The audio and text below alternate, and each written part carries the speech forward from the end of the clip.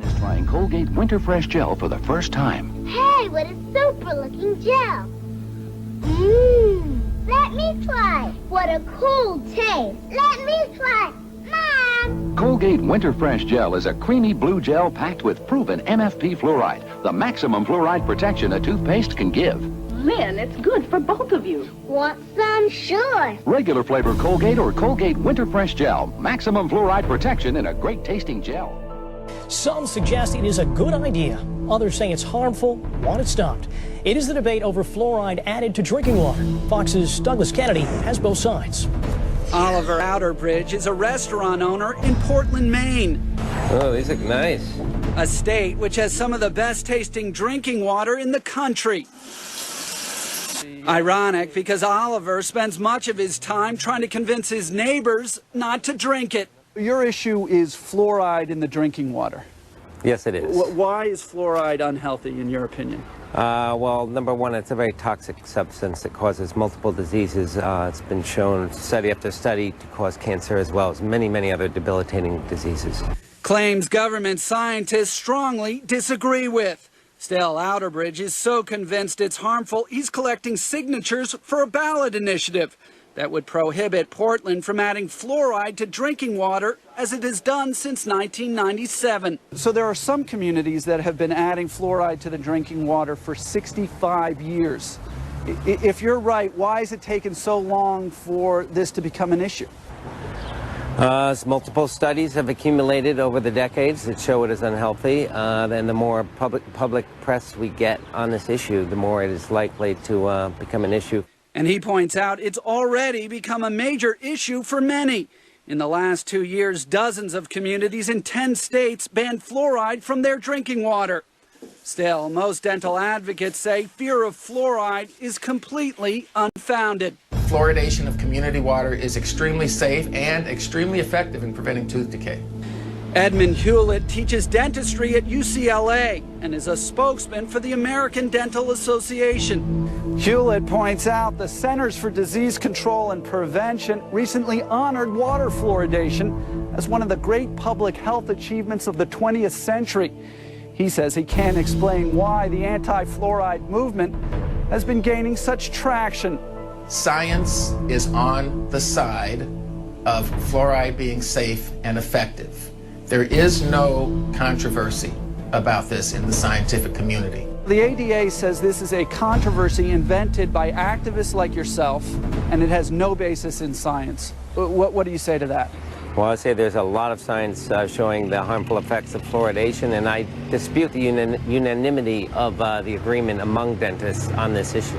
His own dentist, he says, is on his side. In Portland, Maine, Douglas Kennedy, Fox News. Hello, I'm Dr. Bill Osmondson. I'm a general and cosmetic dentist and have been a dentist for 30 years. Before that, I received a master's in public health in nutrition and health education. For the first 25 years of practice, I promoted water fluoridation aggressively. I thought I saw the benefits. It wasn't until I actually looked at the information myself and sat down and looked at the different government agencies and the different reports and the studies that I began to realize that fluoridation was a problem. One of the first things I did is I looked at my tube of toothpaste. It says drug facts. I know it's a drug. If I were to give it to you, it'd have to be a prescription. That's for swallowing. When it comes to toothpaste, it also says don't swallow. And if you do swallow, contact a poison control center. Well, the amount of fluoride that they're talking about is a pea-sized amount of fluoride. You probably don't see that in advertisements, a pea-sized amount of fluoride. Usually when I see an advertisement, it looks more like a Dairy Queen ice cream cone. That amount is 1/4 milligram of fluoride. Well, that's the same amount of fluoride as what we find in 8 ounces of water. 1/4 milligram of fluoride, 1/4 milligram of fluoride. Don't swallow. If you do, call the Poison Control Center. One of the things that concerns me is water fluoridation for infants. The American Dental Association and Center for Disease Control recommend that infants not receive water for drinking nor for making their formula. It's 250 times more concentrated in fluoride than mother's milk. We shouldn't fluoridate water and harm our most vulnerable. The next thing I looked at was dental fluorosis. These are the white and brown spots on the teeth. The only thing that causes dental fluorosis is fluoride. Too much fluoride ingested, usually during the developing years, birth to about 8 years of age. When I see people coming in to have treatment for dental fluorosis, I mention to them that they have had too much fluoride. And this is an indication that the rest of their body has probably had too much fluoride also, their bones and in the rest of their organs. Damage from dental fluorosis is not disputed. Everyone agrees that too much fluoride can cause dental fluorosis. About 1/3 of children are now experiencing fluorosis, according to the CDC. The next thing I wanted to look at was benefits. What are the benefits of it? I've heard reports of 20 to 40%, 60%, 80% tooth reduction with water fluoridation. So what is the benefit of water fluoridation? And I had a close look at several factors. One, comparing different countries of the world, we can see that no matter what we do on fluoridation, whether the country fluoridates or no fluoride at all, decay is reduced the same amount in all countries. We can compare states in the United States.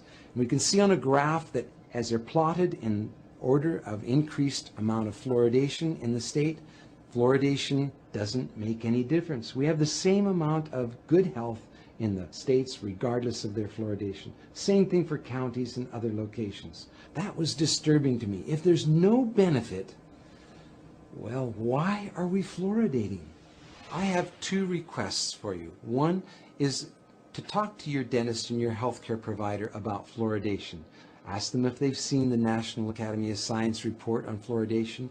Give them information that they may not have on water fluoridation and excess fluoride exposure. That helped me when my patients casually, calmly, quietly said, have a look at this. This doctor, this dentist is concerned about water fluoridation. What do you think? None of us professionals want to harm our patients. Our whole lives are given to improving the health of people, not harming them. And so for those of you who are healthcare professionals, I highly urge you to look once again at the science on fluoridation. Science doesn't need to be scary. It's just information. Spend a little bit of time looking at it on both sides of the issues. Don't just look at one side filtered. Look at both sides and weigh it for yourself. The other thing is to sign an online petition with me at fluoridealert.org. The online petition requests Congress to have hearings on fluoridation. It also recommends that we no longer fluoridate our water. Thank you.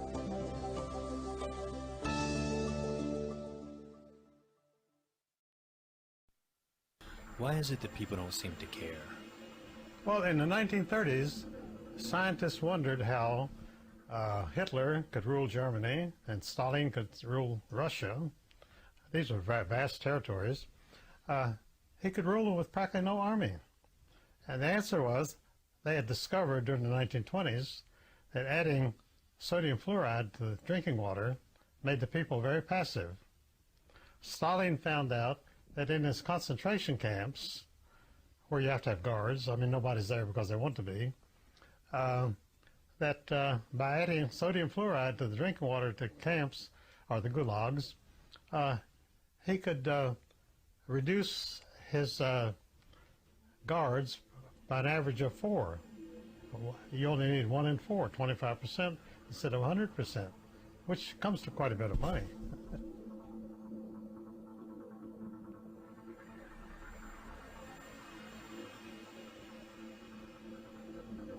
Sodium fluoride is a byproduct of the manufacture of aluminum, which is a very complicated, well, you have it in Florida. It's a very complicated manufacturing process, and a byproduct of the manufacture of aluminum is sodium fluoride, which is a very dangerous chemical and is very expensive to dispose of. So somebody came up with the imaginative premise that maybe sodium fluoride could be used to add to water, and maybe it would help prevent cavities in children in their teeth. There was never any study conducted on this, and no proof whatsoever that this was true, but Congress, with a judicious application of bribes, passed a bill enacting sodium fluoride addition to water supplies all over the United States. And we haven't had a revolution since. And we had one-party government ever since. Now, Dr. Burke, your research shows that if all of the United States had been fluoridated, that would mean about 70,000 extra deaths because of cancer per annum. Those are remarkable, impressive, and in fact rather disquieting figures. Could you shortly describe your research in this field and what results did you get from it? Yes. The 70,000, of course, would represent 1/5 of all the cancer deaths in the United States, twice as many from breast cancer in women, and twice as many as from lung cancer in man.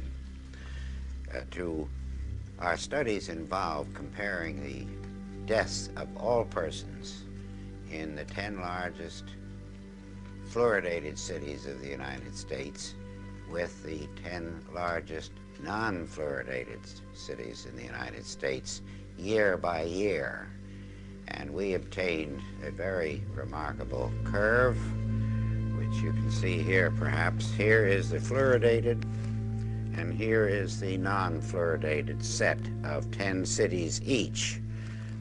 Here's where the fluoridation started, and before this time, both sets of cities were identical.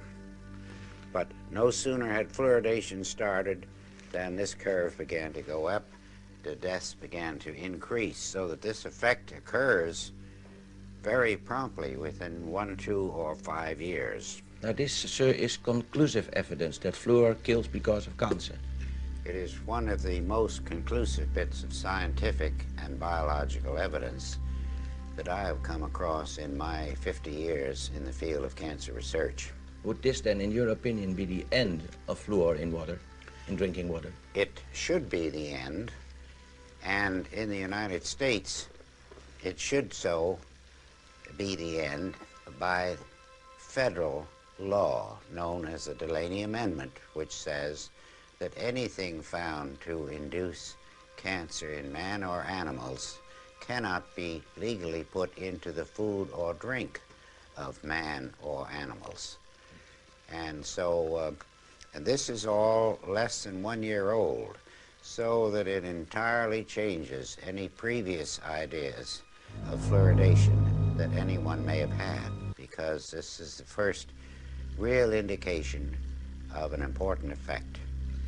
Now, in this country, of course, the state of the dental state of the Union, the way people's teeth look, is incredible indeed. Would you say that stopping fluor had other effects than increasing the dental problems in this country? Well, I would rather look at it that it would certainly help the cancer death situation in this country, which I'm sure most people would agree is far more important than a temporary benefit to teeth in adolescent children. This, you see, amounts to public murder on a grand scale. It is a public crime, it would be, to put fluoride in the drinking water of people. Now, the children of this cameraman and mine, sir, take fluor. Should we stop this immediately? Well, in my opinion, if they were my children, they would not take it anymore. I can only recommend for myself, but I would suggest to you that they stop it. Is there a difference in having fluor in drinking water or administering little fluor pills to children? Well, of course, the little fluor pills are a much smaller proposition than drinking gallons of water per day or per week, as well as taking a bath in it and washing your automobile in it and watering your lawns. That's a very massive thing compared to brushing teeth with fluoridated toothpaste. But our work is immediately concerned with drinking water. What happens to toothpaste, I'm quite willing to let the future studies go into that in more detail.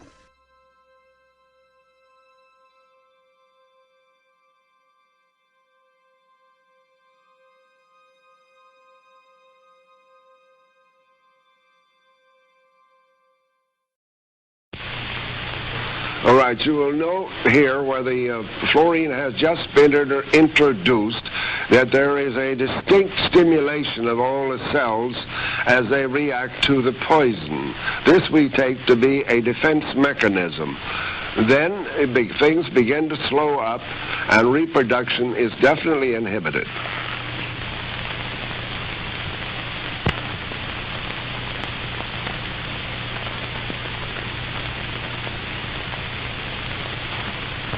Here we have another demonstration of the destruction of cells by perfusion of 1 part in 30 million. Notice the swelling of the mitochondria in the body of the cells. Notice the compaction of the material in the center or vital spot, which we call the nucleus of the cells. That too is evidence of injury. Note the swelling of the membranes around the cells. This makes it impossible for them to absorb foodstuff. Note they're shriveling up now. There are no cells dividing. All is becoming still. Most of the cells are dead or dying. This demonstrates the toxicity of this material.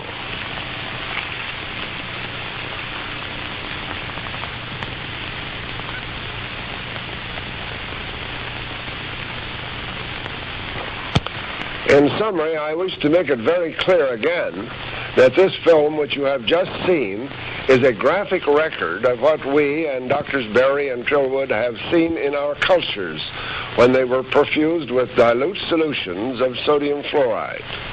This film itself is presented here only to show that mammalian cells in tissue cultures can be and are damaged by fluorides, and some even killed when their contact with sodium fluoride is in the concentration of 1 part in 30 million.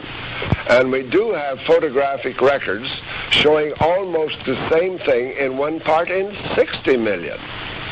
Poisonous sodium fluoride in these concentrations may not be toxic enough to kill the cells or to destroy an organ or possibly the individual himself.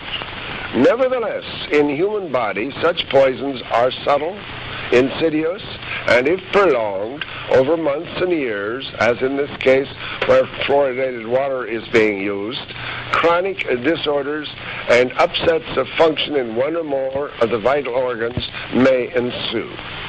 Outward manifestations of such toxic effects may not be apparent at the time to the victim or to his physician.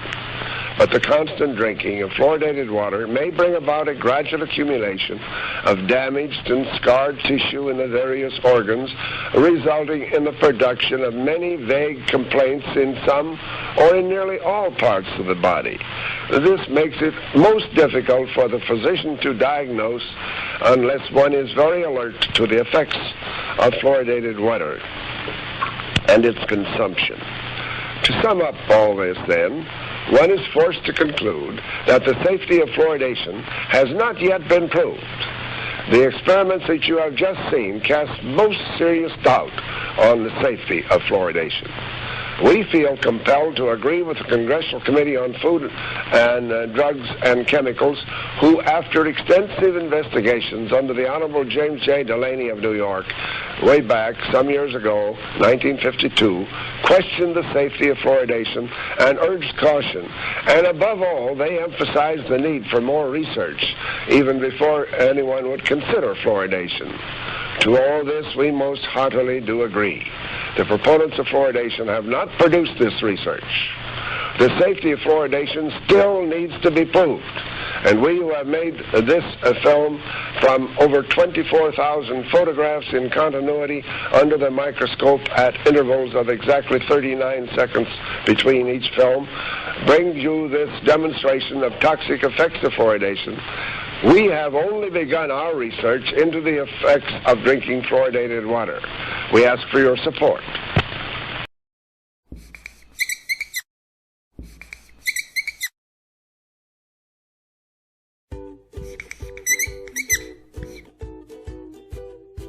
You may not know this, but millions of families have been fighting tooth decay for decades by simply turning on their taps. That's because 74% of people whose homes are connected to a public water system receive fluoridated water, which is proven to fight tooth decay and improve oral health. Community water fluoridation is nothing new. In fact, it's been around for more than 60 years. Nearly 200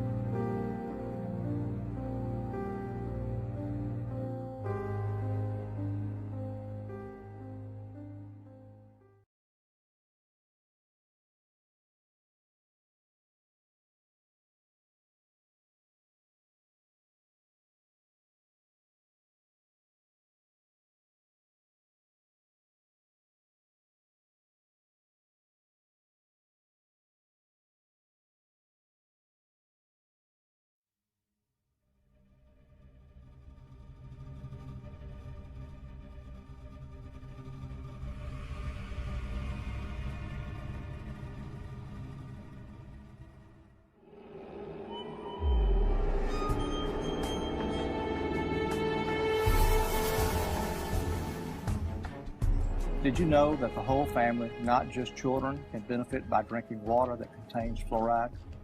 It's a fact that in addition to brushing and flossing, the best way to keep your teeth is to drink fluoridated water.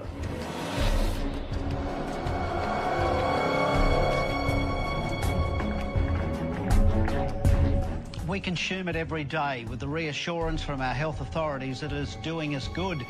The truth is, fluoride is a poison, and adding it to our drinking water is an evolving social experiment started 40 years ago.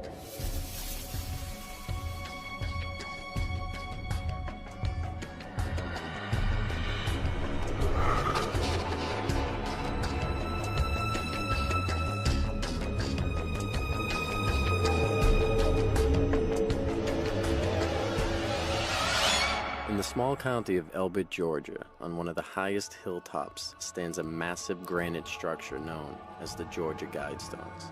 perfectly aligned with celestial bodies, this American Stonehenge was erected sometime in the late 70s. The enormous structure stands almost 20 feet high, is made of 6 granite slabs weighing in at almost 250,000 pounds. The most astonishing detail of the monument is not its size, but the messages that are carved into it. Engraved in 8 modern and 4 ancient languages are 10 commandments for a new age of reason. The first directive is the most sinister and alarming to us all. Maintain humanity under 500 million in perpetual balance with nature. I have a question for you. How do you suppose they plan on eliminating over 90% of the population? Perhaps by using the oldest trick in the book, and that is to do it right under our noses, then cloak it in the phrase, "It's all for your own good." This series of films takes a closer look at the current pandemic of neurological disorders we are witnessing today, and more importantly, the relationship that heavy metal toxicity plays in the overall equation. Our food, our air, and our water are all under attack, and the most disturbing part is that it's by design. This first of 3 films investigates our water by focusing on fluoride. My name is Chris Maple, and this is our story.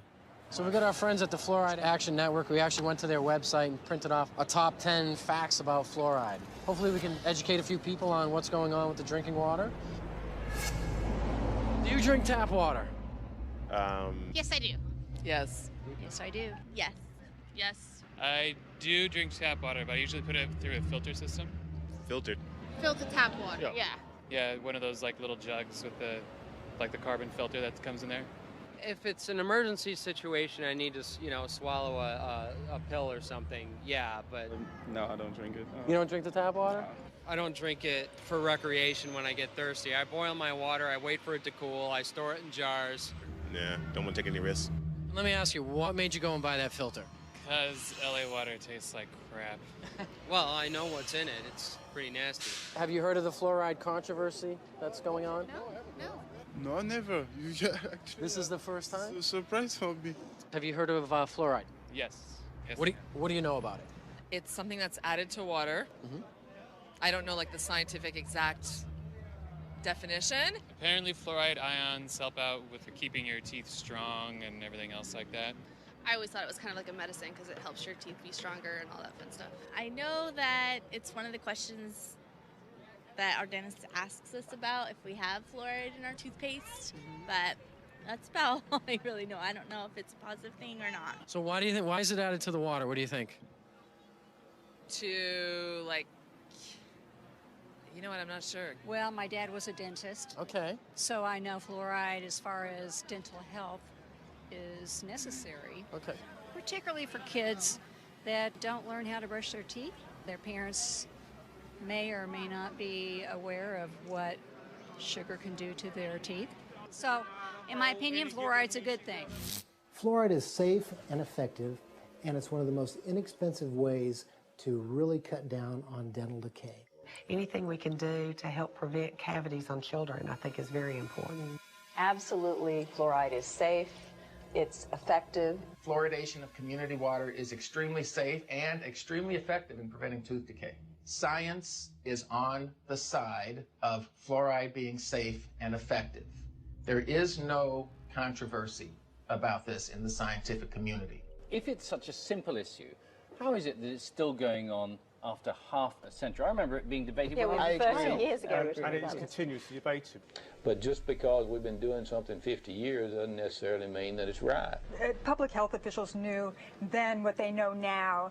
Would we have fluoride? Would it be added to our drinking water?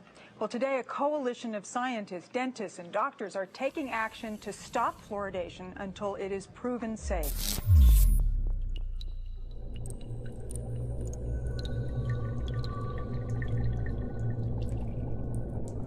As I began my quest looking into the history of fluoride, I found what seemed to be a tangled web of information. While we agree that there are a number of different players in this game and paths to explore regarding the history on fluoride, for the sake of time, we will attempt to be as concise as possible. In the last part of the 18th century, a new kind of revolution was taking hold of the modern world. This was not a political, social, or cultural revolution. This was an economic revolution, and unfortunately for us, the byproducts were some of the most toxic pollutants humanity had ever seen. and one of the most venomous pollutants of them all was fluoride. By 1930, the aluminum industry was the biggest polluter of fluoride. In America, only one company was in the aluminum business, the Aluminum Company of America, otherwise known as Alcoa. Ironically enough, during that time, the U.S. Public Health Services was under the direct jurisdiction of the U.S. Treasury Secretary Andrew W. Mellon. It just so happened that Mellon was a founder and major stockholder of Alcoa. He was also the founder of the Mellon Institution, an industry-funded research institute that was notorious for giving industry the scientific data it needed to defend itself. The Mellon Institute published some of the key evidence that supported the effectiveness of fluoride in fighting tooth decay. It was Dr. Gerald Cox, who also worked at the Mellon Institute, that made the first proposal to artificially fluoridate our public water supplies. Although widely debated, the official human experiments began in Grand Rapids, Michigan on January 25, 1945, as they were the first to publicly fluoridate their water supply. So you guys want to know what fluoride is? I mean, that's what we're going to do over the next 12 months. Our hope is to interview people like yourself, various physicians, neurologists, chemists, toxicologists, and get to the bottom of it. I mean, I don't understand why there's a debate. Yeah. We want to get to the bottom of what is fluoride. Is it good or is it bad? Okay. Well, more importantly, Mike, we'd like to come down and see you. How do you feel about that? Yeah, we can do it at my studio if you'd like. Oh, that'd be great. Okay, I got a lot of hosting out shows today. Yeah, all right. I know you're busy, buddy. I'll let you go. All right, Chris. See you soon, man. Okay, sounds good, Mike. Bye-bye. That's awesome.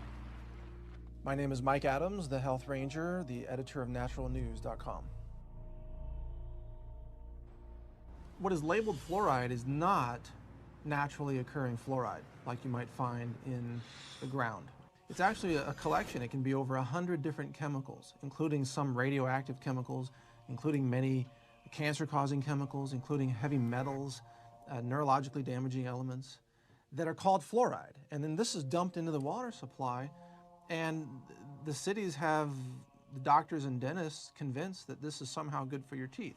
So this topic, this fluoride topic, has been going on, discrepancy, There for 60 years now. must be an organization that is trying to push fluoride. Otherwise, it wouldn't be going into communities the way it is. So I think there's an organized group that are trying to influence cities and convince them. 2/3 of the water districts in this country fluoridate, but not San Diego. 80% of our 50 largest cities fluoridate, but not San Diego. Now that the water district is introducing fluoride, we have a unique opportunity to really make sure that this incredibly cost-effective public health advance gets to everyone in the city of San Diego, and I urge you to consider that. Since Grand Rapids began fluoridating in 1945, cities all over America have been slowly following suit. According to the CDC in 2010, over 73% of the public's water supplies are fluoridated. Presently, San Diego now finds itself in over a half-century-long fight to keep fluoride out of its water supply. That brings us to this man who has been on the front lines of this fluoride battle since the beginning.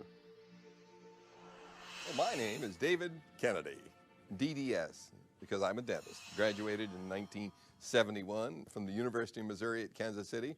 I have a degree in biochemistry and physiology from the University of Kansas and graduated from there in 1967. Dr. Kennedy, thanks so much for spending some time with us today and agreeing to meet with us at your house. You have a beautiful place here in sunny San Diego. Twice, San Diego voters have rejected it, 1954 and 1968. Now we're trying to put fluoride back into our water, and we're dead set against it. After years of debate, this water will have fluoride. San Diego has a long history of fighting fluoridation. It's the largest city in the country not to put the material in the water. There are people who think it's absolutely fantastic that we're doing this. Arian Collins is the city's water department spokesman. He says the city's desire to put fluoride in the water has nothing to do with improving dental health. It has to do with potential fines from the state. The city really doesn't take sides on the health issue itself. I mean, the city really has to abide by the state law. I mean, there's no question about it. We would receive major fines from the state if we did not comply. Now there's no turning back. There's no flavor or odor taste at all to the water that'll make any difference. It'll taste and smell just like the same as it does now. Odor's not Jeff Green's problem. It's not just the fluoride itself. He's already sued the city once over the issue. It's the fact that when you add something to the water to treat humans, unfortunately what they've done is they've skipped all the other processes that they would usually look at when you're going to put something in the water. Green says fluoride puts more arsenic, lead, and other metals in the system. And he says it'll all end up in court again. So you're talking legal action, presumably? I'm certain that it'll probably have to be legal action. Fluoride will be in the entire water supply by the end of the month. John Langler, Fox 5 News. 50-plus years now, San Diego's been fighting this battle successfully. What just happened? The story, if you go back to the history in California for fluoridation, more than 110 times cities had rejected fluoridation in California. The City Council voted in 1952 to put hydrofluorosilicic acid in our water supply. The citizens walked around and they said, we don't think that's a good idea, and we passed a law that says no fluoride or fluorine-containing substance or hydrofluorosilicic acid can be added to the public water supply. There can be no gift of funds, no tax, and no water bill levied for that purpose. Even as far back as 1952, they were actually able to name the product that was going to end up being put in the water that we now have to spend all of our time on. And it's ordinance number 67 in the San Diego Municipal Code. It still stands? It still stands today, and what we have is a bunch of crooks and thieves in downtown City Hall, and they decided, well, you know, that's such an old law. Mayor Golddigger actually said that's such an old law. Well, yeah, let's see, the Constitution is 200 years old. Shall we throw that out too, Mayor? San Diego is not being forced to fluoridate. They're doing voluntarily against the law that we have in our community. So what do you do about that? The only thing I know to do about that is exactly what all the people in Libya and Egypt and the Middle East did, is that when you get sick and tired of the totalitarian approach to government, where they says, you will drink it, you're going to like it, we decided you need to have hazardous waste in your water supply, and you got to stand up and say, you know what? You drink it, because I don't want it. This is a sad day where the citizens of San Diego lost again. We held them off for 60 years, and here they are, buying Chinese hazardous waste, put it in the water supplies of San Diego, directly against our wishes. If you catch the citizens asleep, you can take their rights away, and that's what they did. That's what it was. People just, you know, are not savvy enough to be able to figure out that the hazardous waste from China is not what's going to prevent tooth decay. Eating right and taking care of your teeth is what prevents tooth decay. This is about your rights. This is a civil right. Are we going to put stuff in the water that harms children? We shouldn't. Well, we did. Well, hello there. Hey, Chris, how you doing? How are you? Good to see you. Good seeing you too. Nice to meet you. Thanks for inviting us out here in such a short notice. Oh, you bet. You bet. And I'm glad the weather showed up nicely. So you ready to talk about some fluoride or what? You bet I'm ready. As we know, it's a pretty important topic. It sure is, but a misunderstood topic by most people. Yeah, you're right. And hopefully we're here today to, to gather a little more clarity around the issue, and I'm hoping maybe you might be able to help us with it. Okay. When they first started using fluoride, they used sodium fluoride. And sodium fluoride that we were able to get from the aluminum industry. Well, the fluoride that is being put in the water now, not back in 1940, 1950, that was sodium fluoride. Now it's a mineral. It's coming from the phosphate fertilizer industry. It's a byproduct that is a very toxic waste. It's basically fluoride bound to silica, okay? And it's called fluorosilicylic acid when it's put in. Extremely toxic. Fluoride is really a clever way for industry, the mining industry, chemical processing industries, aluminum smelting and processing industries, to eliminate their toxic industrial waste without having to pay for it to be handled as industrial waste. They just slap a new label on it, fluoride. They sell it to cities, and the cities dump it into the water supply. The water in Amesbury is supposed to have fluoride in it, but Rob Damaris has been concerned for years about what's in the supply he gets from China. The residue you see here is what won't dissolve when he puts the fluoride powder in the water. What is that? We don't know. You have no idea what's in there? I don't know what it is. It's not soluble, and it doesn't appear to be sodium fluoride, so we're not quite sure what it is. But they should test it to make sure that what they're putting in is safe for us to drink. For almost a year, these fluoride pumps in Amesbury have been off, and the water department says they'll stay off until they can figure out what's in the fluoride. Since 2007, most of the sodium fluoride has also been imported from China because it's the least expensive on the market. I don't think that when it comes to something that I ingest every day, the lowest bidder is good enough. I'd like to be able to add it in, worry-free. But despite those concerns, we want to be clear. Both state and federal health officials tell Team 5 Investigates Chinese fluoride is safe.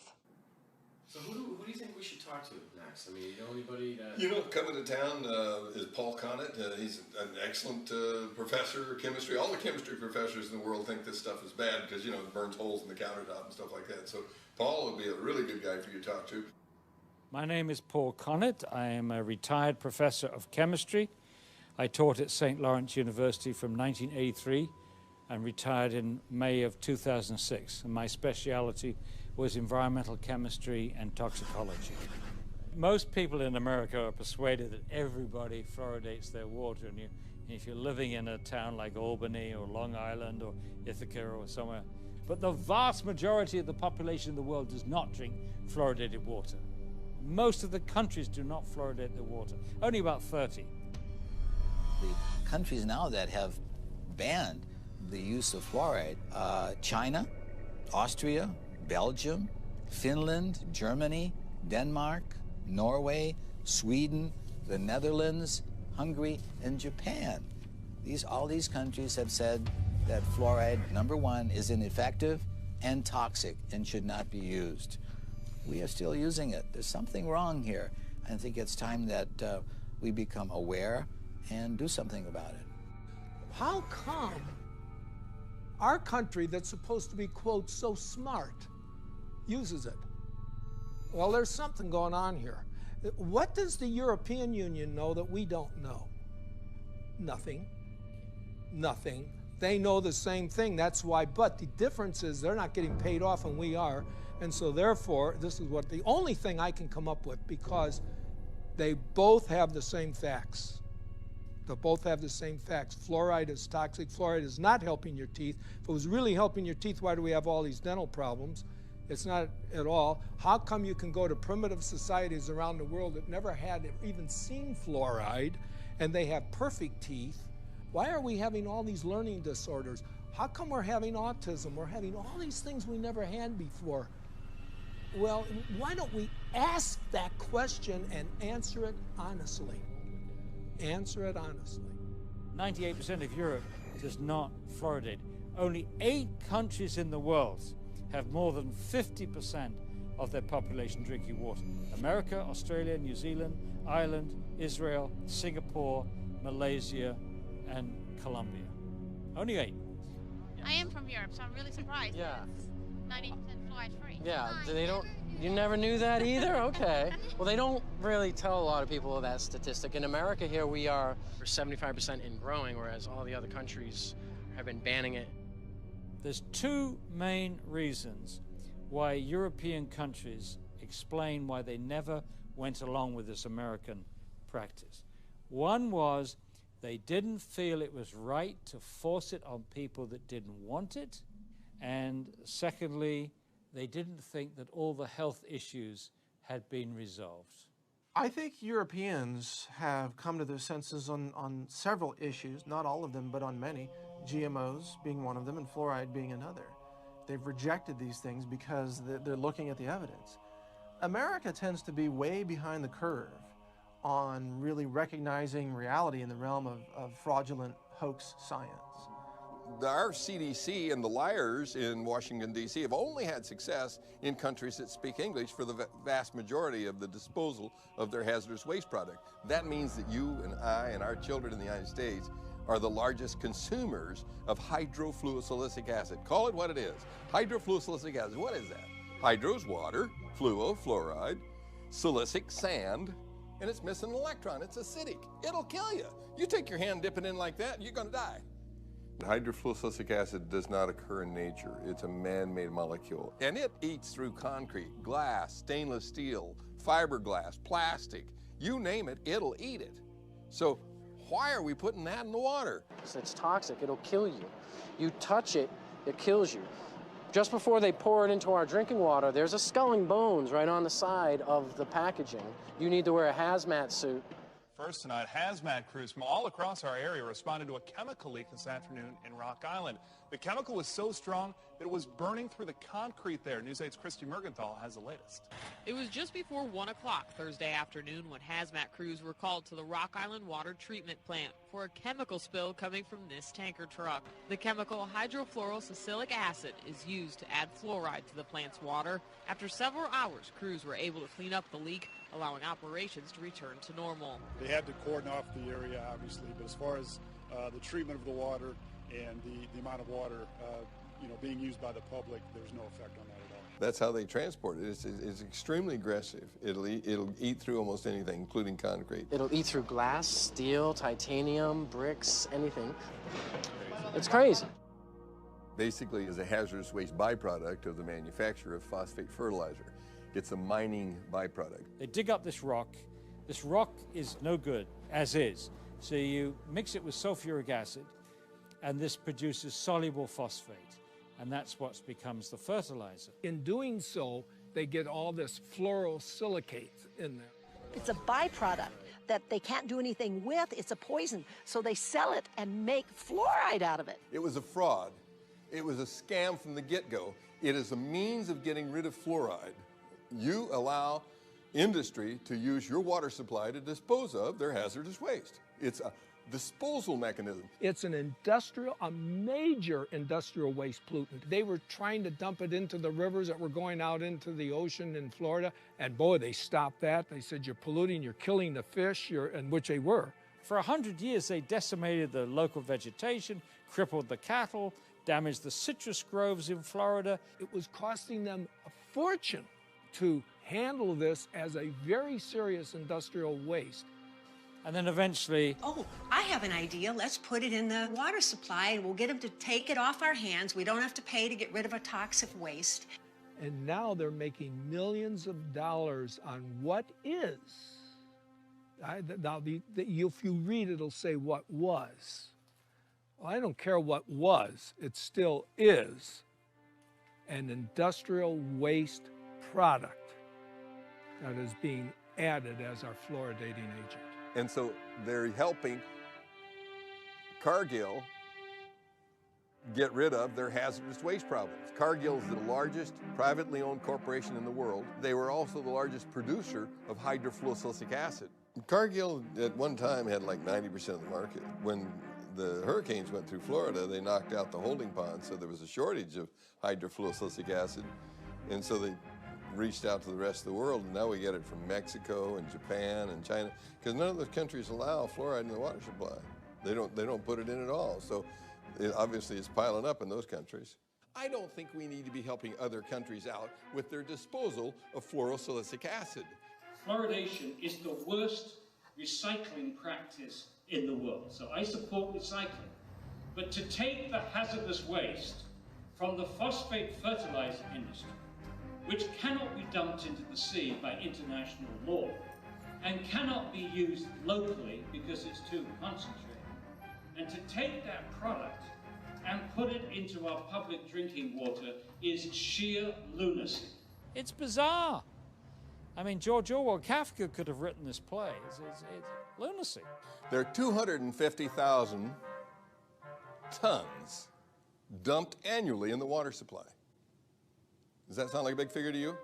If you had 1 ton and were worth over $1 million, you'd be a poor person by the time you got rid of that ton. It's extremely expensive to get rid of. Come on, let's think for a moment. Maybe we should be adding cyanide. How about adding cyanide to the water supply? Because now they got all this cyanide somewhere. Now, what are we going to do with it? It's costing us millions to get rid of it. Oh, just add it to the drinking water, and we'll pay you to add it. That's basically what they're doing with this fluorosilicate. It's almost like if a company could just dump its toxic waste into the river, and they say, well, we're just going to dump the byproducts of uranium refining and enrichment down the river. And we're going to say radiation is good for fish because it makes them brighter. You know, they could sell that on TV. They could get on Fox News and CNN, and they could tell the whole country, oh, the fish need to be brighter so they can eat at night. Otherwise, they might starve. So we need to save the fish, which means we need to dump more radiation into the rivers, and that's why this corporation that's enriching the plutonium, let's say, or the uranium, is a good corporation that's helping to save the fish. Now, I guarantee you, 9 out of 10 people would buy that, even though I just totally made that up and it makes no sense whatsoever. It's complete nonsense. Hydrofluorosilicic acid has no known benefit in human or any physiological system. It's not even useful in any mammal. So adding that to the public water supply for an alleged benefit is a fraud, and it's a crime against the citizens of this country, and it's cumulative over a lifetime. It is a very noxious poison, and you do not have to take my word for it. If you've got a Webster's dictionary, open it up. One of the definitions is fluoride, a violent protoplasmic poison. Then you have to go look up protoplasm. We are protoplasm, so violent protoplasm for us. Say, let's put that in the water and see how the kids turn out. Is there anybody that you know that might be willing to talk to us, perhaps a whistleblower, somebody who's been injured or? Yeah, there's a guy who wrote a book, Toxic Torts, the tell-all book about the phosphate fertilizer industry, Gary Pittman. He'll tell you the story. Is that where was he out of? In Florida. That's where all the phosphate mines are in the United States. That's right. Paul, looks like we're going to Florida, buddy. What do you think? All right, Gary, so Dr. Kennedy had forwarded me your name and information and said that you might be willing to talk to us about an injury you incurred at work. Yes, been exposed to a lot of chemicals and heavy metals and have numerous health problems from the exposures. And then, of course, that was during my 21 years in the phosphate industry. Wow, 21 years. Now, are you still in the industry? You still working, or? Stopped working in 1993 due to neurological problems, muscle disease, numerous problems that I didn't know what was going on at the time.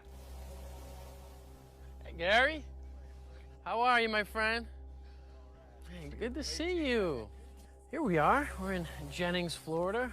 We're at Gary Pittman's property with his lovely wife, Gloria. Been so kind to open up their house to us and let us come in and pick his brain a little bit about phosphate fluorides. So, Gary, what made you write this book? I wanted to leave a history behind on what happened to me and some of the co-workers here in this county. And it kind of gives the inside look at a phosphate plant, mainly the chemical plant where phosphoric acid is made. Former employees of Occidental Chemical Corporation have filed a lawsuit against the company. They say they have life-threatening diseases because the company did not follow safety procedures. Paige, they have diseases like leukemia, emphysema, and toxic brain syndrome. For years, doctors struggled to diagnose them, but finally they found a common link. It was the phosphate plant they all worked for. Gary Pittman started working for Occidental's phosphate plant when he was 18 years old. By 39, he was unable to work. Today, he can barely walk upstairs, suffering from emphysema, chronic bronchitis, heart disorders, liver dysfunction, and a long list of other problems. The diagnosis, toxic brain syndrome. It seemed like everyone over there kept a cold, like flu-like symptoms. We'd always refer to it as a type of chemical pneumonia. Gary and several other former employees are suing Occidental for failing to provide adequate safety education and gear.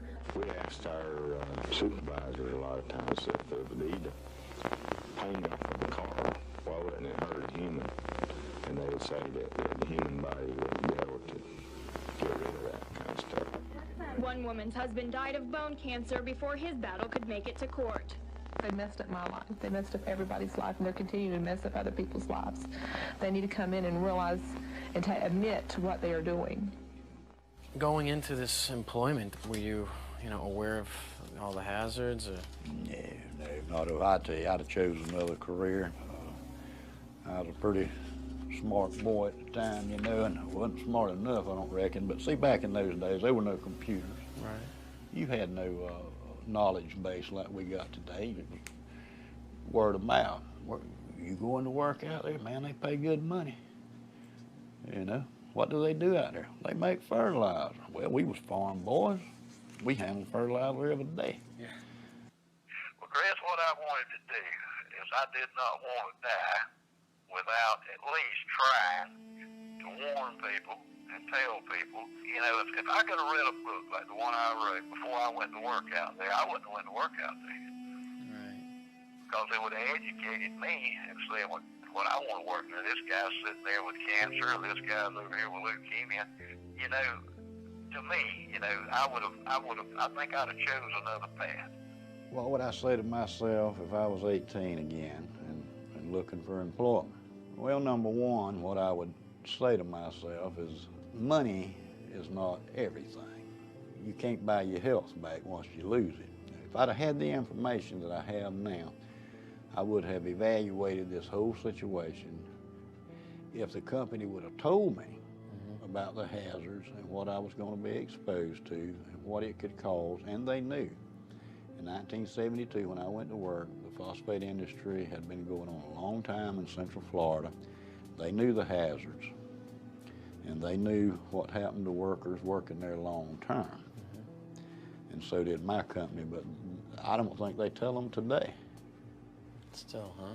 I just don't believe they do. Now, they claim they tell them about the hazards, but I don't believe they do, because if they did, they wouldn't have any workers. All we were required to wear in the laboratory, that's where I started, was safety glasses. Let me see that old jacket. You can see where it's... It just ate right through that, huh? You know, you can just be walking out on a pipe rack, and sulfuric acid drip down on your back. I mean, it's gonna burn you. It's gonna burn right through your clothes. No hazmat suits, huh? Just a little jacket. If I knew it had been that dangerous and know what I know today, I would have never went to work out there to begin with. Let me ask you this: what are your thoughts on taking us over to the company that you work at? Well, that might be a little difficult. You know, wouldn't want to get caught out there or anything. They have security guards pretty much patrolling that area, but yeah, we could go out. I could show it to you. How close you think we can get? Well, you can't see what's on the inside from the ground. You have to get a view from the air. And there's some satellite images of all the phosphate mining in Florida. And they have got some great images of the devastation this strip mining causes. Yeah, we could go out. I could show it to you. Up here on the right, we're going to have the administration offices. They used to be in the chemical plant, and they moved them. They used to eat the pantyhose off the women's legs. Wow. It says, I worked at the above-named company, Occidental Chemical Company, White Springs, Florida, in 1968 and part of 1969. Our accounting department was located in the admin building, which at that time was located at the chemical plant. Many mornings when we employees would get out of our vehicles, women, these were secretaries and such, our pantyhose would dissolve off of our legs. It was explained to us that it was a chemical fallout, not to worry. Our boss would see that each of us girls would get $1 to get us another pair of pantyhose. So there's three things you can see from the space station, and that's the Great Pyramids of Egypt, the phosphogypsum stacks of Florida, and the Great Wall of China. And that's how large they are. They have them in South Florida and Central Florida that are 400 acres big. It's a huge operation. They dig cubic tons of rock a day. What is with the water up there? The pond water is water they use for the process, and it's recycled. The water's used over and over, and it gets stronger and stronger and more contaminated. How do they contain it? Just by building a dam like that? A dam around it, and that's what I was fixing to tell you. There's no liner under that stack. It's right on top of the ground, and it is leaching. Sure it is. Into the groundwater. Yeah, I read somewhere about a sinkhole that took place. The reason the sinkhole developed is because the acidic water eating away the limestone. And once the limestone gives way, you're in the groundwater. Wow. Because in Florida, when you drill a well, you have to go through the limestone to get to the action. Sure. When that 84 million gallons fell through in there, it contaminated all this water around. It had to have. And like I said, you know, it's just a matter of time before, you know, you have a sinkhole like that. It's just a weak point. Wherever there's a weak point in a cavity in the limestone is where the bottom falls. Eventually going to happen. Yeah, in all of them. In all of them. In addition to this recycled toxic water up there in those ponds. Those ponds, you call them. In addition to that, they're taking fresh water too. Of course, they use a lot of fresh water because, see, this is the main thing that they don't want you to know. It's what they call the water balance. It just makes them nervous if you start talking about the water balance. What do they add back when they need water if it's leaching? Right. It's going away, so they have to add some fresh water to keep the process going. Right. The phosphate industry uses more fresh water than any other industry in the state of Florida. You know, and sometimes they have to release water out of those toxic ponds. Where do they put it? They put it in the creeks and it runs into the Swanee River. Now what they do to it is lime it to bring the pH up so it don't kill the fish immediately. The Swanee River, they claim, is a pristine waterway. But if you ask the Fish and Game Water Commission in Florida, they'll tell you not to eat over one fish out of that river a month. Wow. Because of lead and mercury and chromium and cadmium. They won't tell you that, but that's why. Yeah, that's why.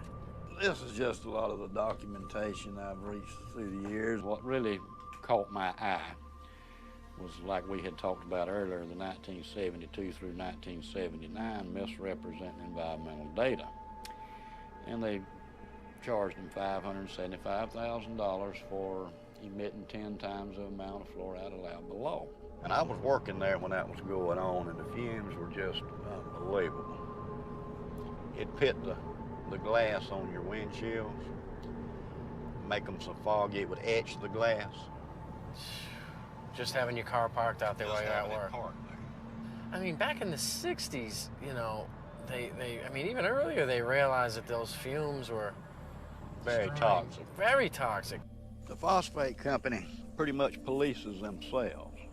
They have their own crews do their stack testing and all the other environmental things. And, you know, that's kind of like the fox watching the hen house. And I have been involved where they would go up to test a stack and come down and tell me, so something's wrong. This stack is going to fail. You know, so you look around, find the problem, straighten it out, and say, okay, boys, y'all can go up there and test now. I have also been at the point to where we couldn't find what was wrong, and they were doing the test, and we would just go and open a blind in the fume ducts to allow more fresh air to rush in, so it would dilute the emissions. And I know for a fact that they cheat on these tests. Once you know that, then you lose all faith in these regulatory agencies because you know it's all a farce. In this past, I'd say 6 months, there's been 4 people that I know of that I grew up with. They were younger than me. They were 52, all of them died. I do honestly believe it has something to do with the phosphate chemical plants out there. I would imagine you've seen some injured employees. I've seen people burned. I've seen people blown up. I saw a man killed, and he was going to weld on a rotary drum filter, and somebody had washed it with a solution of sulfuric acid and pond water. Found out later that the guy had struck an arc to weld on that thing, and it exploded. And it killed him, messed up his friend, too, that was helping. But that's a very hazardous work environment. When you digest phosphate rock with sulfuric acid, that's what you're going to give off, hydrogen fluoride and silicon tetrafluoride. Now, even at that strength, it'll eat up concrete, asphalt, stainless steel, even the fume ducts after a while, which is made out of fiberglass. Very corrosive, the most corrosive acid known to man. Used to etch glass, it's used for a lot of things. One of the things it's used for is to fluoridate drinking water. Who in the world would want to drink water with this stuff in it?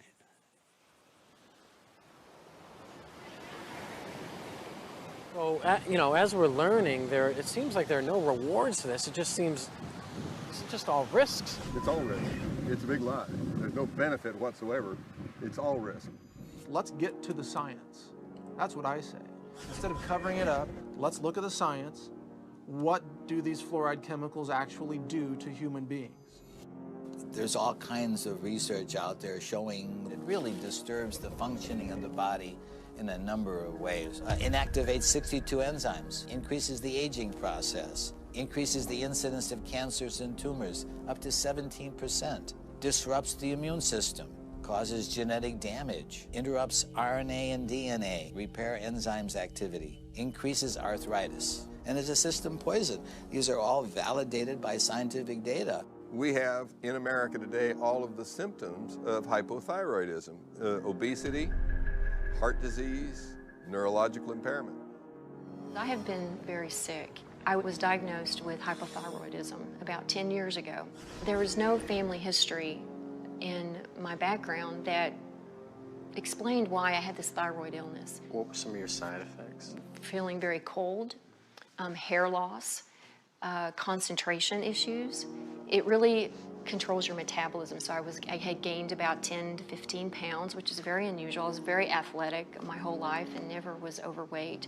So I gained weight. I was sleeping a lot. Again, your metabolism is tuned down. Doing the research, fluoride is an irritant to your thyroid. Your thyroid wants iodine. And if it doesn't get iodine at the concentrations that it needs, then it gets whatever is closest that you're providing in the environment. If you look at the periodic table, you see that fluoride, chlorine, bromine, and iodine are all in the same column. That means they have very similar electronic structure and reactivity. So that's why your thyroid will uptake fluoride and chlorine when you're not giving it enough iodine. It's a gradual accumulation of the fluorides and the other things you're exposed to out there that just gradually wears on you through the years. And that's one reason it's hard to pinpoint a health problem. Because, you know, you work out there 6, 7, 8, 10 years before you start noticing things, and then it's almost too late then because it's already done the damage. But I've been real weak and just lethargic. Yeah. So when the blood work come back, the guy asked me, he said, "What have you been doing?" I said, "Nothing the last few days. I've been laying on the couch at home, you know, I ain't felt well." He said, "You sure you hadn't fell off of a building or something?" He said, "Look," he said, "you have a muscle destructive process going on." That was exactly what he told me. And I said, what does that mean? He said, "You got a muscle destructive process going on and there's nothing I can do to help you." Dave, so what we're learning is kind of frightening because it seems to me that once it's in your body, is it there to stay? Yes, you can't get it out. You can cut some of the harm by mitigating the damage and avoid it like the plague, but you really can't get it out because it's stuck in your bones. And that's why you have all the skeletal symptoms, you know, the joint pain, the arthritis, and all that stuff. The first signs that fluoride is poisoning your bones is pains in the joints, stiffness in the joints, pains in the bones. Well, you go to the doctor with pain in a joint, he said, "Oh, you got arthritis." Well, arthritis, joint, ritis, pain, oh, okay, joint pain. So we got somebody speaking to us in Latin, "Oh, you got joint pain, super duper." We have millions of people with arthritis in the United States and in fluoridated countries, 1 in 3 adults. Nobody's ever looked to see if some of those arthritis cases may have been caused or exacerbated by fluoride. Just not looking.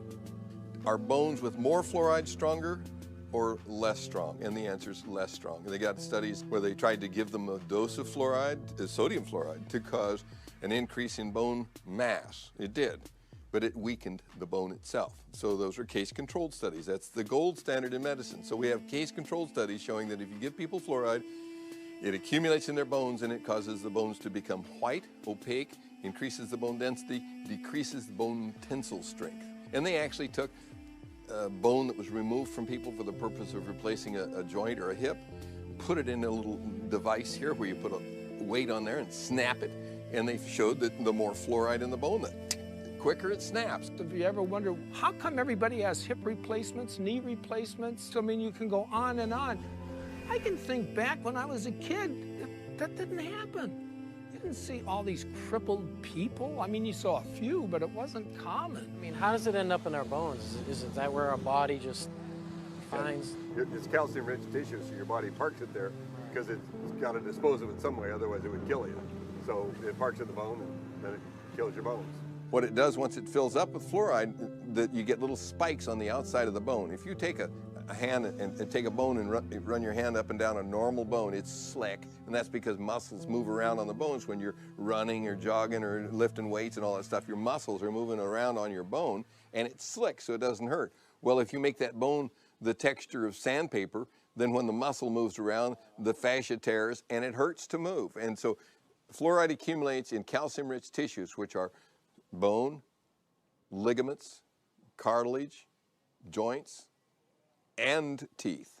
So you have to look at this as if you have a lifetime body burden, and the less you're exposed to, the longer you can go before you develop symptoms. The first most irrefutable symptom of fluoride exposure is pain. And that's what we saw. My wife and I filmed a documentary in China. And pain was the hugely significant symptom that they all had. They couldn't even work. And you know, in China, if you don't work, you starve to death. Have you ever heard of dental fluorosis? No. No. It comes when somebody's overexposed to fluoride. Awesome. That's a picture of very mild dental fluorosis. And so is that. You know, that young girl came to see me to get that fixed because she doesn't think that's beautiful.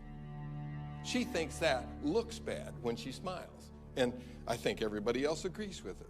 They say 41% of American teenagers have this condition. So this is a white spot, so it's been there. It's a little scary, you know, knowing that many people, we don't even know, what's in our water. Fluorosis can become more severe than a simple white spot. In severe cases, it can deform a patient's teeth. When you see spots on the teeth like this, that means you gave the child enough of a poison that the cells that were making that organ didn't make it right. They made it wrong. When I was a child, I was overexposed to fluoride. There are streaks of that in my teeth. So you learned that early on then? I knew, yes. Those teeth are very brittle, so I have cavities more frequently in those teeth than other ones that don't have the evidence of the fluorosis. Maybe you've seen it. It's white, chalky spots on your teeth. And I was told that those are calcium buildups. From the fluoride. Okay. I don't think I had really, really strong teeth to start with, but I did have some teeth that they just broke. The last time this happened, I was eating a baked potato, and it broke 2 out.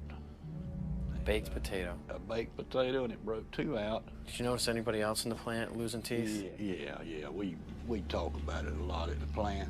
So the ADA, the people in office, the people who are in these regulatory agencies, they're aware of overexposure to fluoride causes dental fluorosis, correct? Yeah. They know of that, right? And they know that dental fluorosis, the teeth become weakened, they chip, they fall out. Brown, spotted, ugly, wear away real fast. Yes, they know all of that. We took California, we took the whole state. There's no difference in dental care costs for welfare from one end of the state to the other, regardless of the amount of fluoride in the water, whether it's 0.1, 0.2, 0.3, no difference. So if there was a tremendous benefit, you ought to be able to see that, and it doesn't show up at all in the computer data. So that's why they won't debate you. And although fluoride can help with your teeth, if either chemical is consumed in high amounts over a lifetime, it can lead to cancer, skin conditions, bone disease, and other health issues. I was very angry because nobody had told me about the effects of fluoride.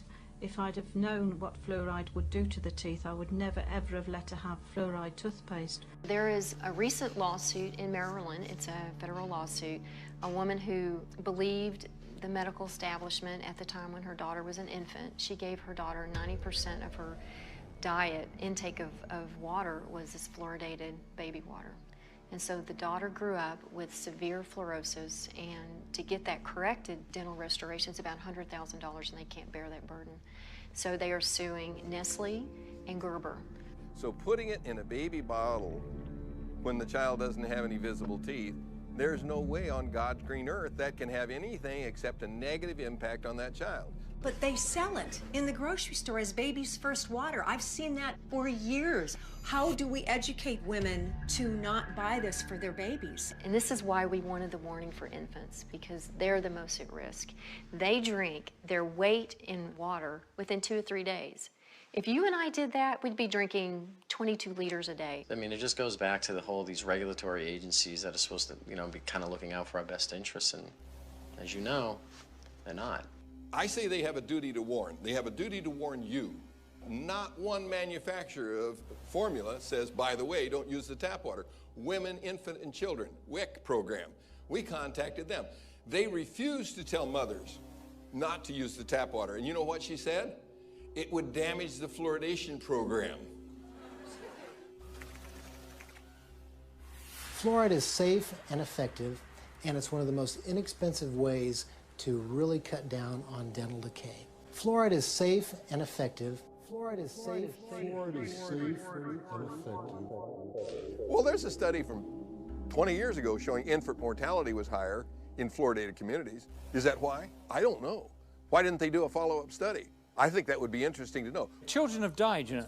There's been a case of a child who swallowed this. The dentist left the room. The parents didn't know. The kid swallowed it, had to be rushed to hospital. They couldn't save him. He died. So, yeah, it's very toxic substance. There's no question about that. Is that the kind of stuff that a responsible parent would be putting in their child's hand?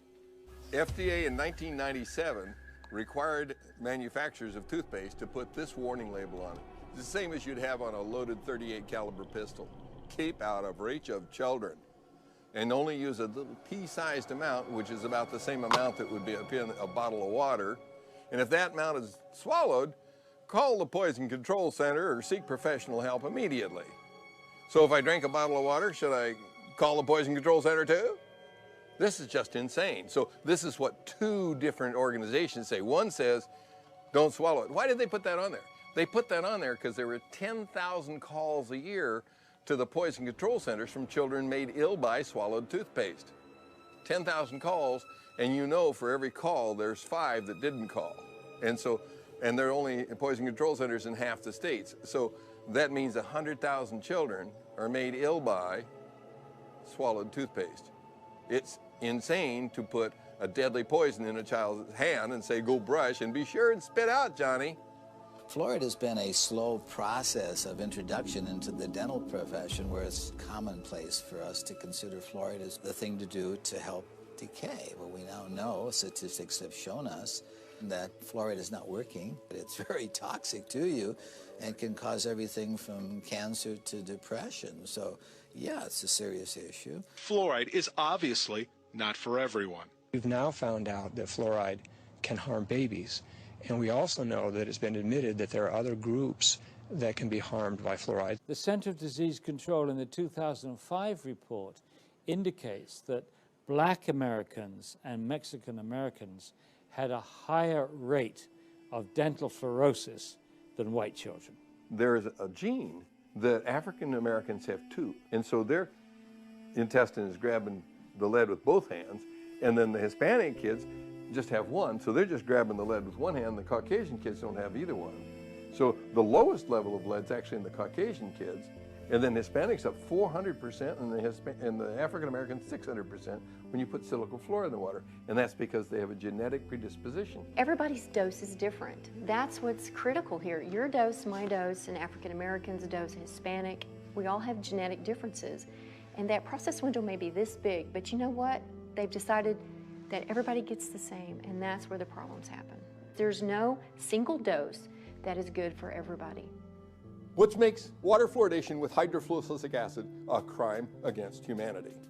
And it's time for them to stop. What it does, it causes minorities, especially lactose intolerant minorities, to suck up lead like a sponge and end up with learning disorders and be imprisoned for violent crimes. That's Fluoride Gate. So if you want to Google Fluoride Gate, you will come across the Black ministers of America decrying the addition of hydrofluorosilicic acid to the public water supplies because it is a racist policy that causes disproportionate harm.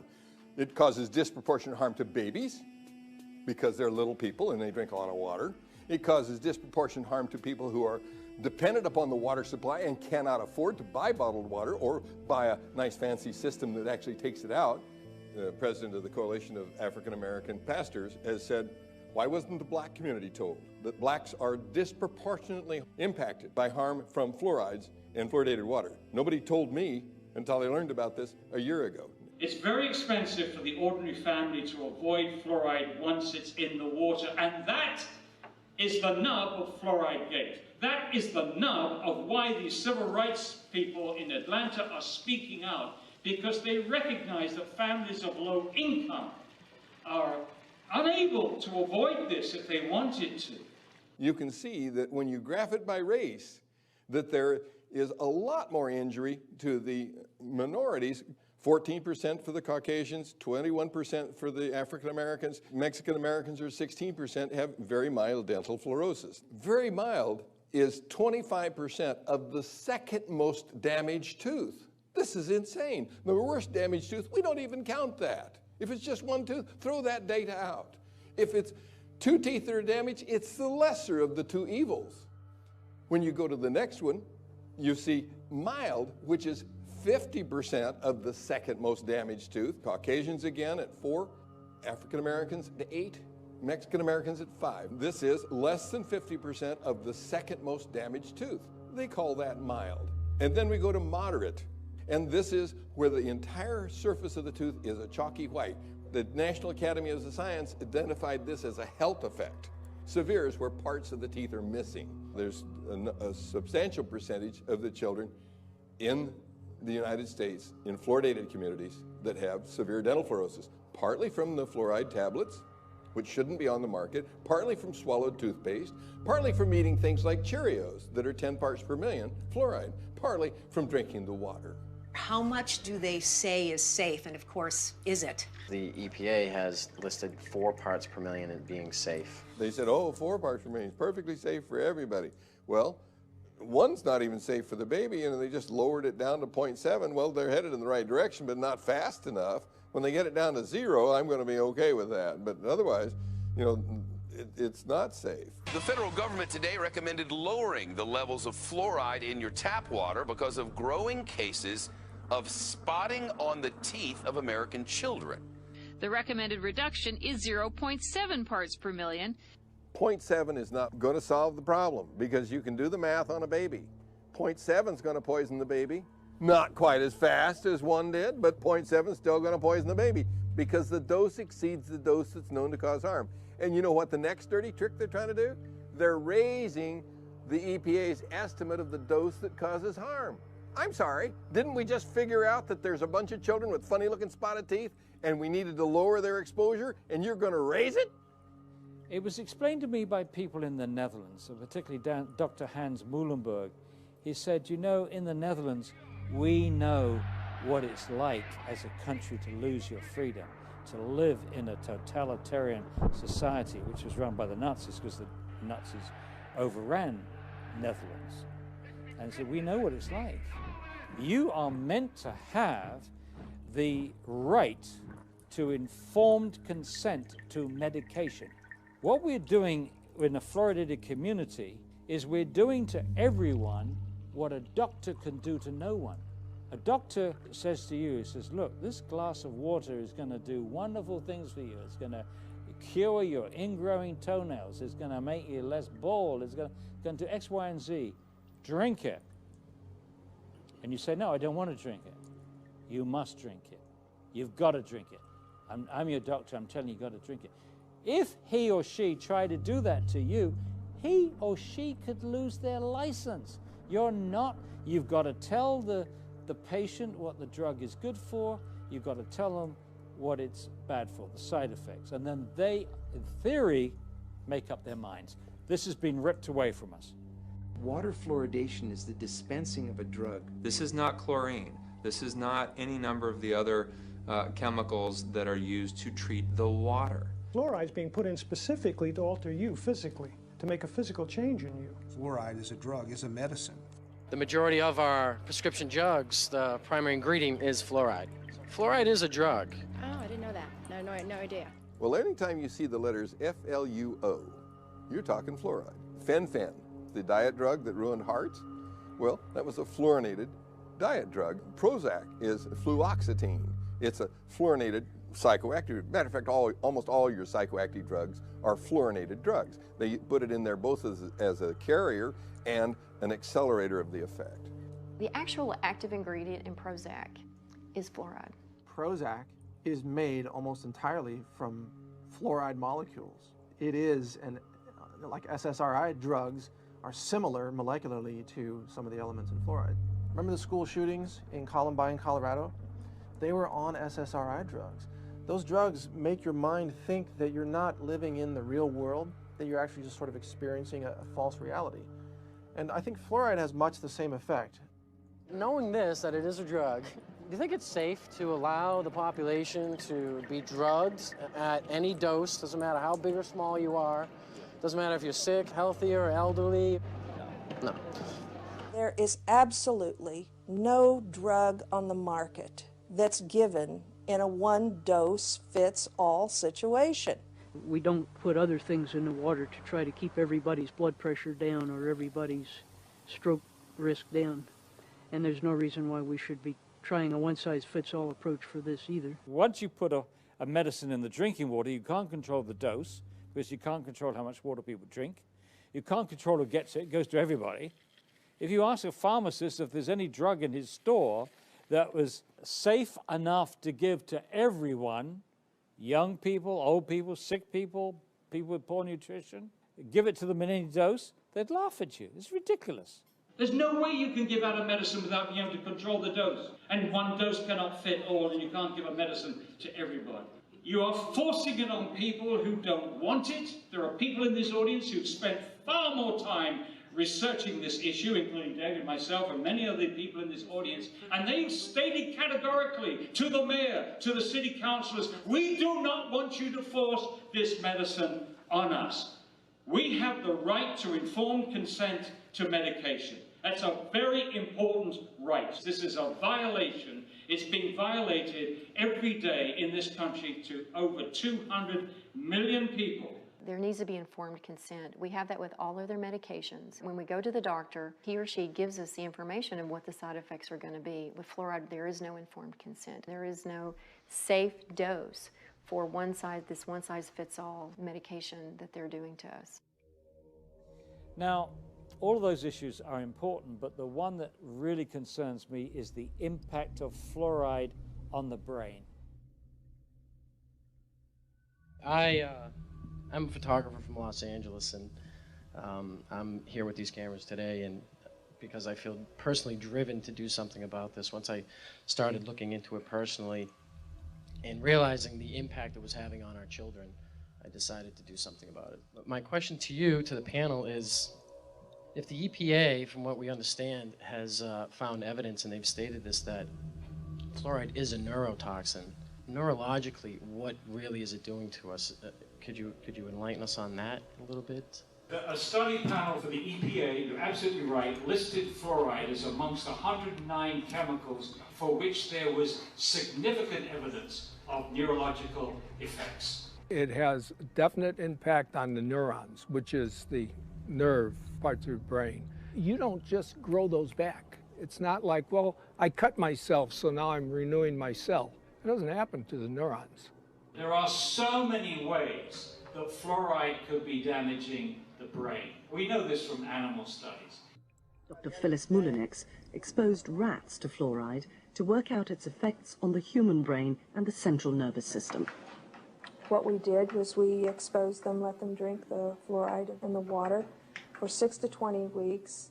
The pattern that we saw, it typically is what we see with other neurotoxic agents that are well known to cause a hypoactivity or a memory problem or an IQ problem. When I first presented the results of these studies, one of the individuals sitting and listening to the results, he says, "Do you have any idea what you're saying?"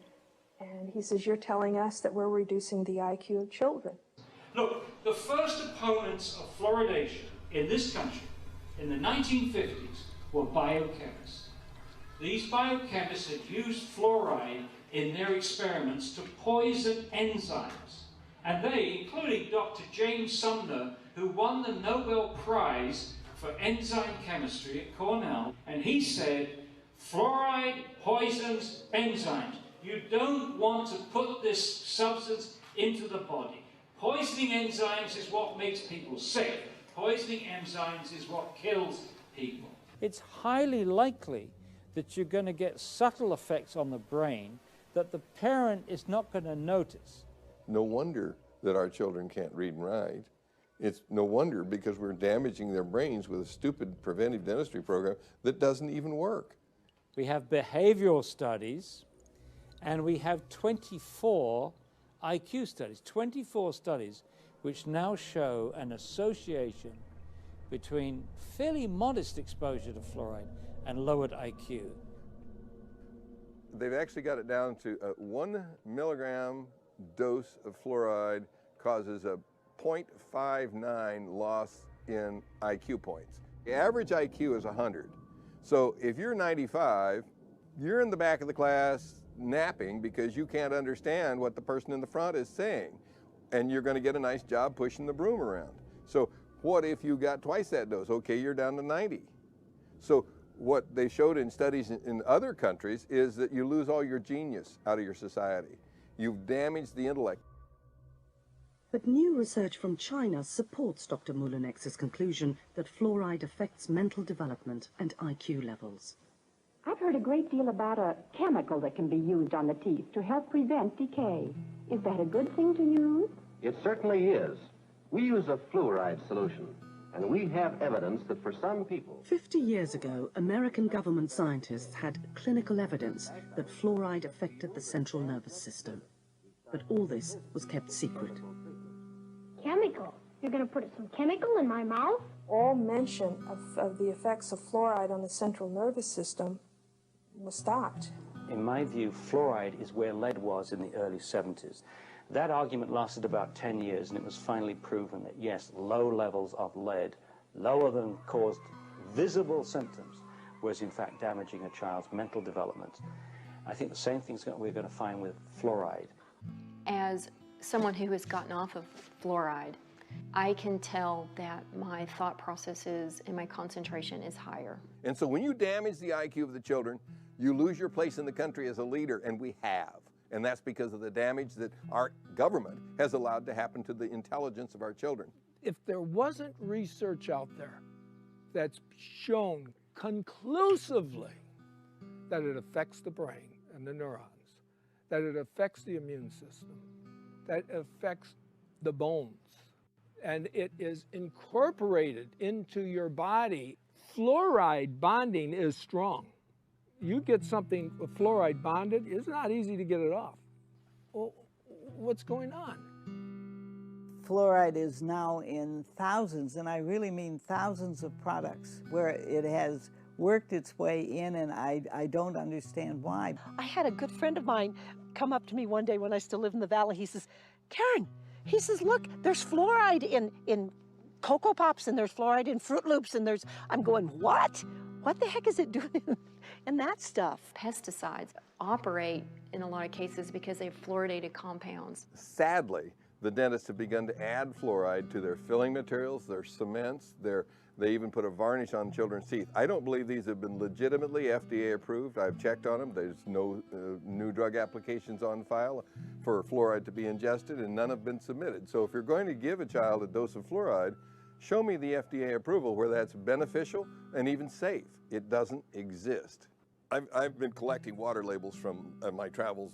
There's baby water, which is a crime. You can go to a CVS pharmacy right now and you can find a gallon jug of water. It's called nursery water. And it says it's formulated with extra fluoride for growing babies or something like that. It should have a skull and crossbones on it. It should be like, if you want to kill your baby, you know, feed them this. It's that bad. There's a lady that was crippled by drinking Lipton iced tea. It took almost 10 years for the doctor to figure out what her problem was. She was bent over like this and had terrible back pain and kept going back to the doctor saying, you know, my lower back hurts. They identified the fact that she had skeletal fluorosis, and it came from instant Lipton iced tea. And you've tested all these waters? All of them. So. And all of them contain fluoride? All of them. All of them. It's in so many things, and you just don't realize. So one thing that we're learning is that fluoride is virtually in everything. That's why it's so imperative to get it removed from our community, because it's not just our tap water that's contaminated, but the majority of these products contain fluoride.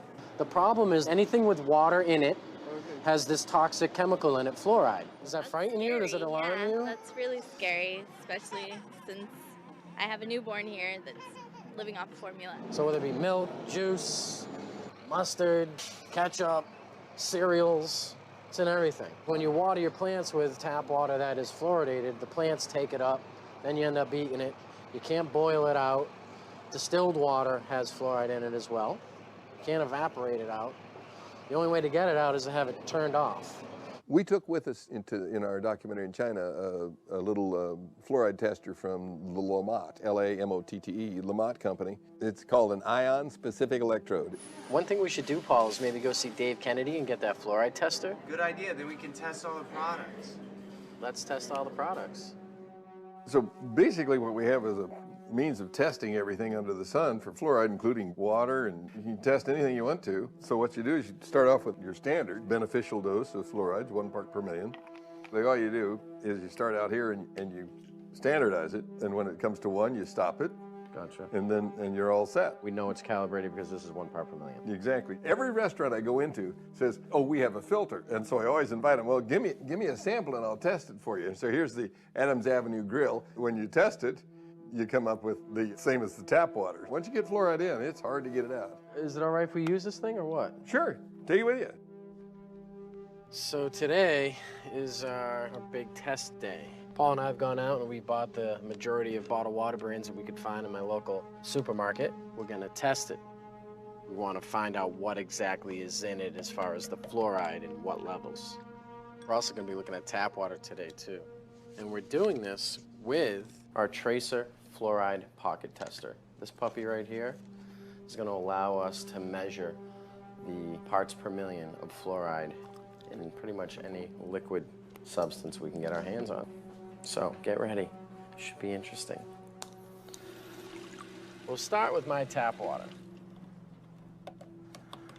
These tablets assist the electrode and the tester to pick up the fluoride traces. All right. This is the fluoride added baby water. Nursery water since 1948, right around the time we started testing with water fluoridation. So what really blows me away about this is why would you need to add fluoride to water that already has fluoride in it? But I guess if it's in a bottle of water with a nice little pretty label of Elmo, it's okay to be drinking and ingesting. It's just what blows me away is where's the poison control number? It should be on every bottle. Did you know that bottled water is not controlled by the government? And guess who does all the research on it? The water companies. The ones making the bottled water, they say this is this is this, da-da-da. If you want to look at what, chemicals or trace amount of contaminants are in different bottled waters, you have to go on the company's websites and go look up their information. And in some case, they won't even provide it to you. I just picked this up as an example when I was down in Cabo San Lucas a few months ago.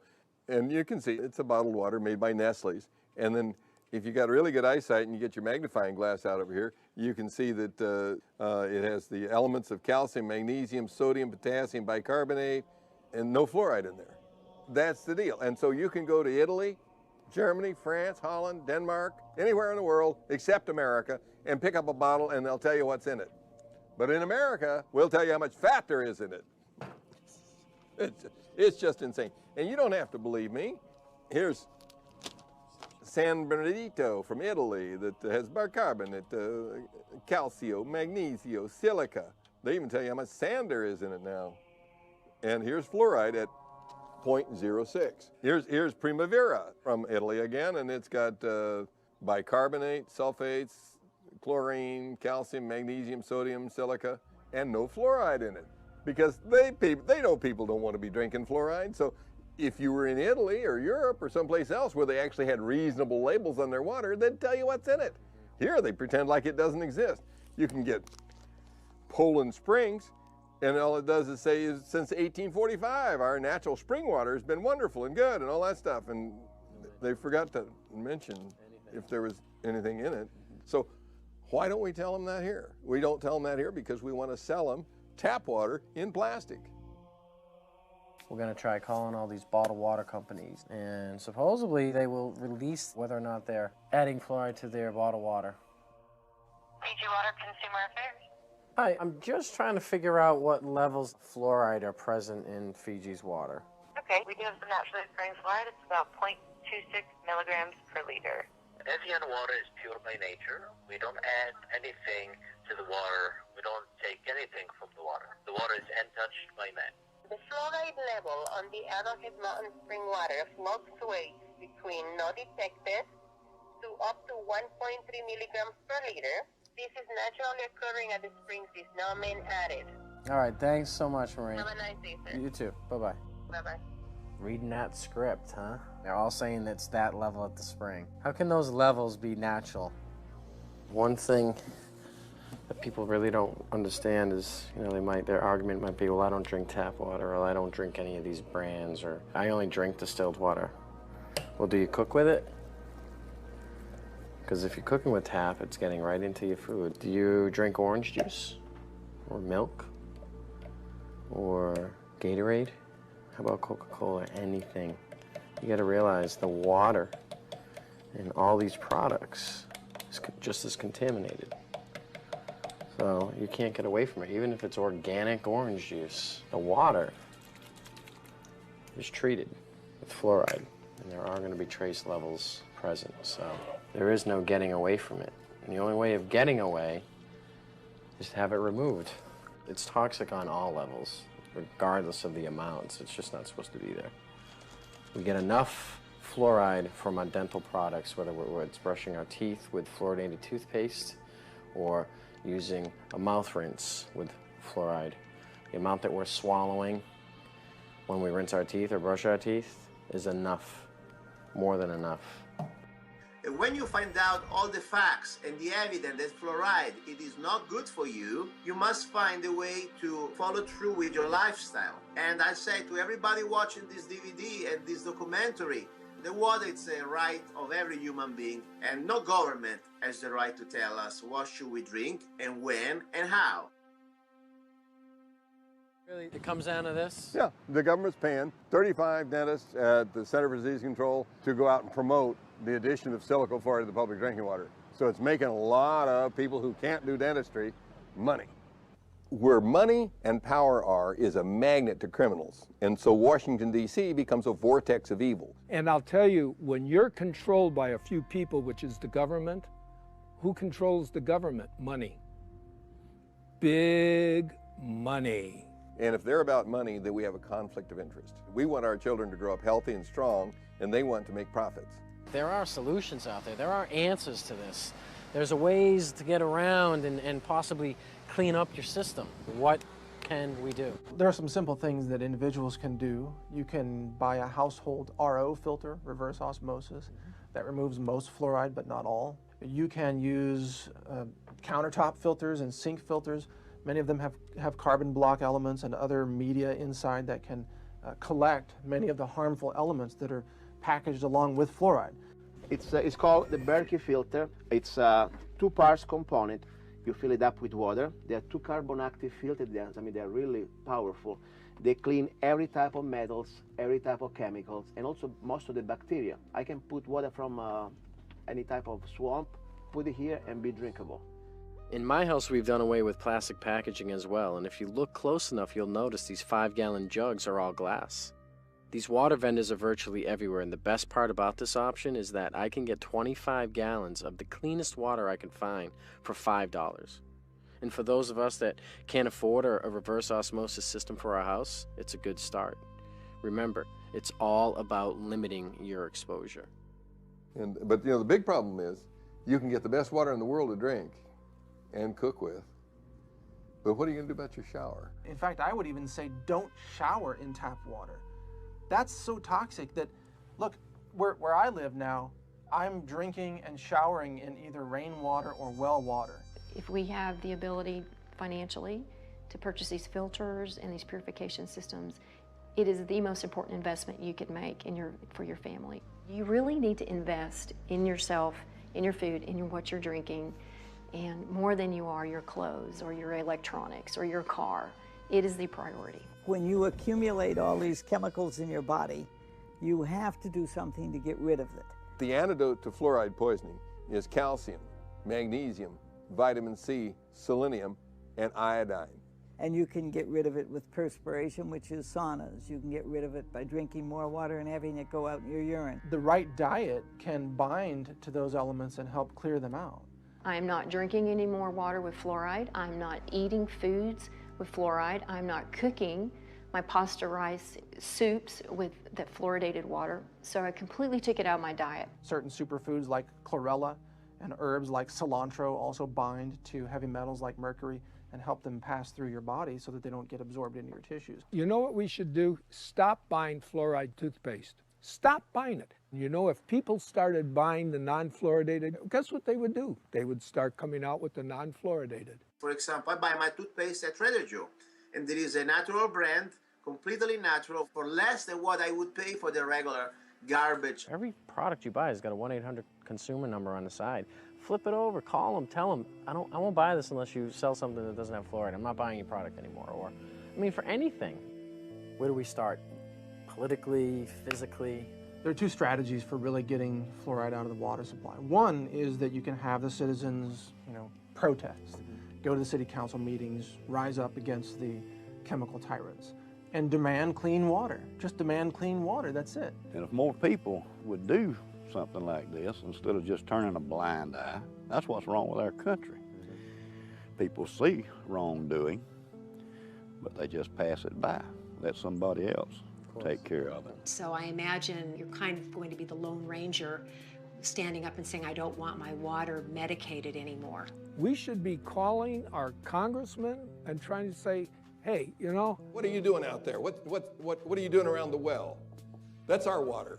I should have to choose if I want fluoride in my water. Why am I demanded that I have to have fluoride in my water? If enough people will contact their legislators, contact them either through phone calls, through snail mail. I mean, if they get enough of that on a particular issue, by golly, they do set up and take notice. Go there and bitch, because that's your public servant, okay? Last time I checked, they work for you. You got to get a lot of people angry enough that they'll go out and stand in the rain and tell the city council that they're not going to get reelected if they don't do what we tell them. They're not going to keep their seat if they continue to poison our water. If you follow the democratic process, then this issue has already been solved. Unite and let's make it happen, because I was thinking about it today, and I'll just wrap with this, but I was thinking about it today because I knew you were coming over, and I just sat there and I literally just prayed to God. I said, God, I don't know there's got to be a way. Open up a way that we can help this nation and the world get its health back, and let health be the #1 priority, and profits the next, not profits over health. And let's let people get the truth. This is all about us taking our world back. It's the time to scream louder, to be bolder, and to show them that we cannot be afraid. It's time that the people stand up, the silent majority, for their health. Get it out of your community, and then you can drink the water at home, you can drink the water in your office, you can drink the water in the restaurants and in friends' houses, and so you don't have to worry anymore. All right, folks, so here we are. We're right back where we started in San Diego, right in front of City Hall. Let's recap the whole fluoride thing, shall we? Fluoride is not regulated by the FDA, the CDC, or the EPA. All these regulatory agencies seem to have washed their hands of it. China, Japan, Czech Republic, India, Israel. I mean, the list goes on and on and on. Apparently here in the US, there seems to be no debate whatsoever. And according to the ADA, science is on the side of fluoride. Not only are the politicians crooked, but apparently the scientific community's for sale too. Is there any truth? How frightening is that? Let's remember that list of side effects, shall we? We have dental fluorosis, bone disease, thyroid gland suppression, the list of cancers, lower IQs. I mean, don't even take my word for it. Even the EPA has done animal studies that show dementia-like side effects at 1 part per million. 1 part per million. That's the level of fluoridation in our tap water. I mean, doesn't that make you sick? That's what got me going. Once I started realizing what's happening to the children, I mean, I couldn't sit still, and I don't know how everybody can just sit back and let this happen. Just please, I beg of you to just look into it. And once you're armed with this knowledge, you'll be able to maybe make the educated decisions to protect yourself and, more importantly, your loved ones. Because isn't that what this is all about? If these regulatory agencies aren't going to do it, then it's up to you. just want to thank you from the bottom of my heart. You're such a sweet, sweet soul. Again, Charlie, thank you so much for letting us come by here today. I would just like to say, great speech, man.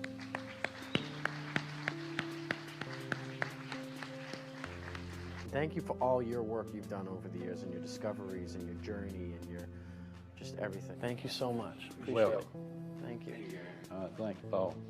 You're a good you man. too. You're the man. Okay, Thanks so much. Thank you. Appreciate it. Thank you. It's been a treat. It's a pleasure to talk to you, and I'm hoping that this will get the message to more and more people. Now, this is fantastic. It's going to be a great educational tool, and we appreciate you being here. And thank you so much, and we'll look forward to seeing you again. Likewise. Thanks for having me. You guys are incredibly powerful, and I want to say thank you for what you're doing for all of us. I really wish this project the greatest success. People need to hear this message from all of those that you've interviewed. This is powerful information, and I imagine that in 50 years, people will be watching this. You know, some DVDs will survive. Yeah. Yeah. I just got the chills. And they'll be watching this, and they'll look back and say, there were some filmmakers who did know what they were covering, who weren't willing to just sell out and do some explosions and on-screen sex and this and that. They actually had a message for humanity. That's what you guys are doing. So with that being said, that concludes our water. Part 1 of a 3-part series, The Great Culling. We still need to tackle our food and our air because they're just as contaminated as the water we drink. Thanks again, and God bless.